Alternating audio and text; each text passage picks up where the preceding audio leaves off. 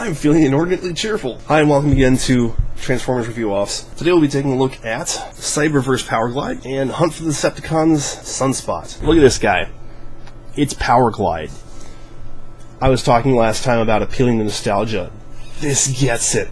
The main difference is that his wings are arm shields at this point instead of being up against the side of the fuselage when he transforms, but that's okay because with the G1 fig you had to worry about the hinge on the wing wearing out and then his wings would flop down and you kind of have this plain man standing on his tail fin figure. But I mean, look at the detail on his crotch there. That's awesome. Same thing on his toe.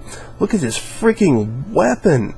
That is a beast. It's actually two separate weapons. You can dual wield or you can smash them together. More about that later. The one thing I don't like about him actually is his feet. Look at that. That is very bizarre how he's got one toe and it's really long. It's at least suggestive of G1 if nothing else, but it's kind of weird. Sunspot is one of those gangly, robotic-looking dudes. He's got some wicked axes for weapons, which is cool. He's got this cool, like, lace-wing butterfly thing going on with his wing cape here. And again, the only thing I don't like about him is his feet. Because, for some reason, he's got spring-loaded, grippy monkey feet.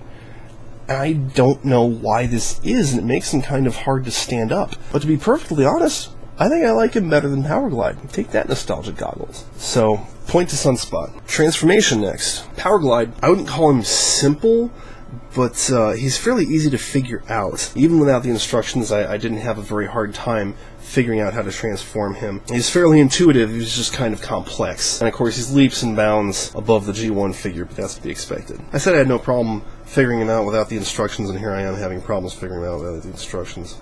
God damn it. Just have to think about how the G1 works. Honestly, the part I like most about transforming him back to robot mode is flipping out his feet for some reason. On to Sunspot. The big thing about Sunspot is he's not exactly a shell former, but he's made completely out of panels.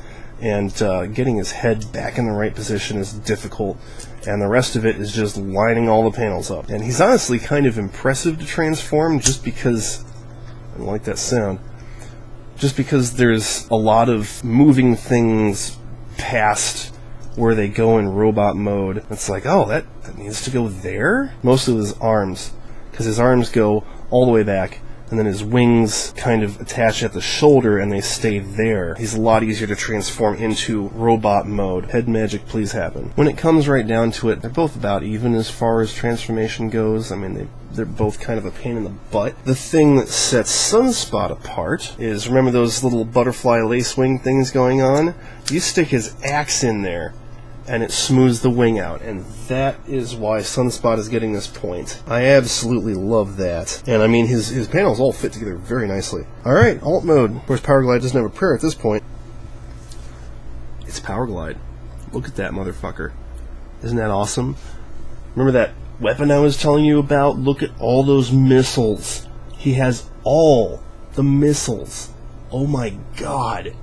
This guy does not mess around. You don't mess with this guy. That said, he's just a maroon, plain thingy. Sunspot, on the other hand, is gorgeous. Oh my god.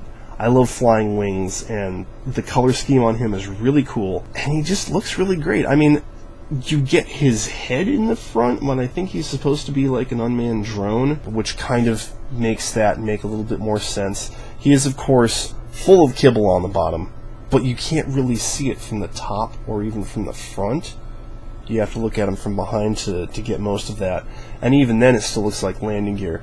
So this is going to Sunspot, clean sweep. I'm sorry, Powerglide, you've got nostalgia goggles going for you, but Sunspot's just a cooler figure overall. Sometimes it happens. Stay tuned next time when we'll take a look at some more nostalgia goggles and take a look at the Generations line.